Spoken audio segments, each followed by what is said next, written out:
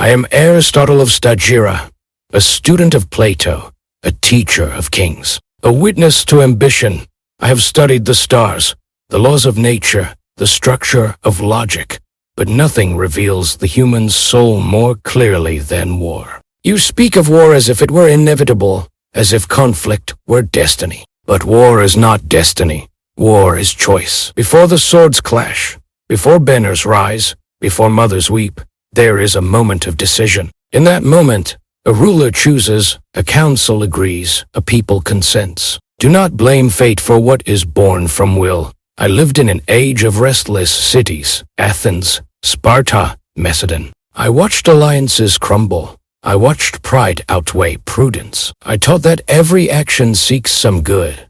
Every state seeks what it believes to be good. But here lies the danger. What is believed to be good is not always truly good. Men confuse power with excellence. They confuse conquest with greatness. They confuse fear with respect, and thus they march. You ask me, can war ever be just? I answer, war is not just by its nature. It can only be justified by its purpose.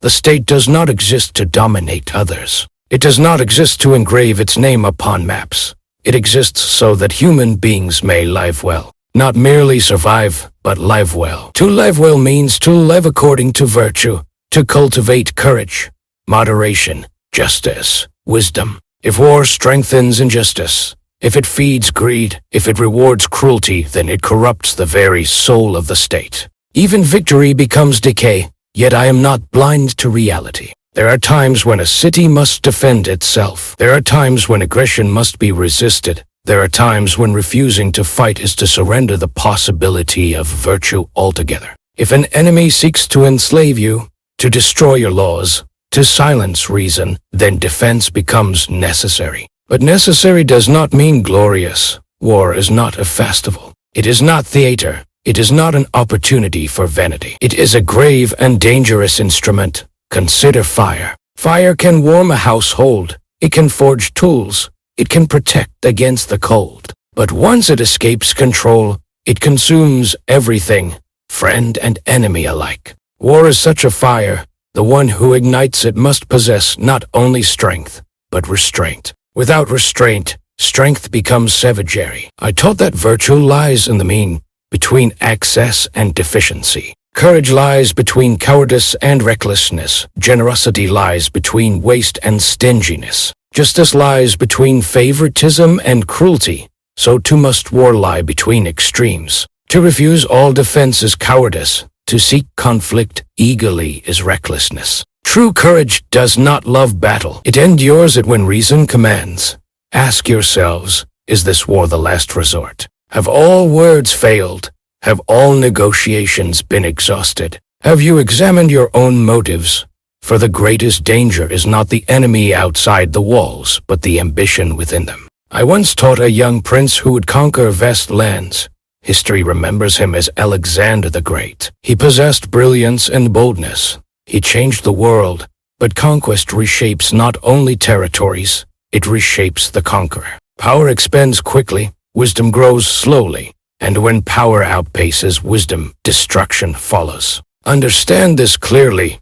A state that lives constantly by the sword will eventually be ruled by it. When war becomes habit, peace becomes weakness. When violence becomes language, reason is forgotten. The greatest strength of a civilization is not its army. It is its laws, its education, its cultivation of character. An army may defend a border, but only virtue defends a society from within. If after war your people are more fearful, more hateful, more divided than even in triumph, you are diminished. If after war your leaders cling to power, suppress dissent, and glorify destruction, then the enemy has entered your soul. You may claim victory, but you have lost your purpose, for the purpose of war, if it must occur, is peace. Not the silence of oppression, not the stillness of exhaustion, but a stable order in which justice can flourish. Peace is not merely the absence of battle, it is the presence of harmony.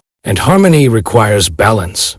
Balance between strength and restraint, between pride and humility, between security and freedom. War disrupts balance. sometimes it is used to restore it. But if it is prolonged, if it is pursued for glory, if it becomes identity, balance is shattered. Remember this above all, the aim of politics is not dominance. It is the good life. If war moves you closer to that end, if it truly protects the conditions of virtue, then it may be endured. But if it serves ambition, resentment, or greed, it is corruption disguised as necessity. Do not let the shouting of crowds replace the judgment of reason. Do not let anger decide what wisdom has not examined. Before you declare war, look inward. Examine your soul. Examine your motives. Examine your fears.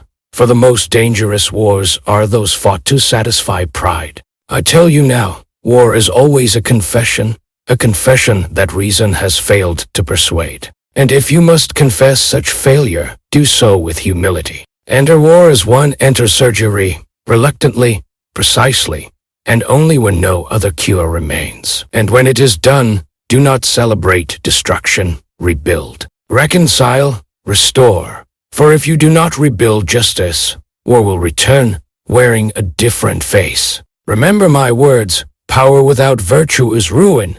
Victory without justice is emptiness. War without a higher moral aim is self-destruction. If you fight, fight so that one day fighting is no longer needed. If you win, win so that peace becomes stronger than fear. And if after all the banners fall and the dust settles, you do not find yourselves closer to wisdom, then you have fought in vain.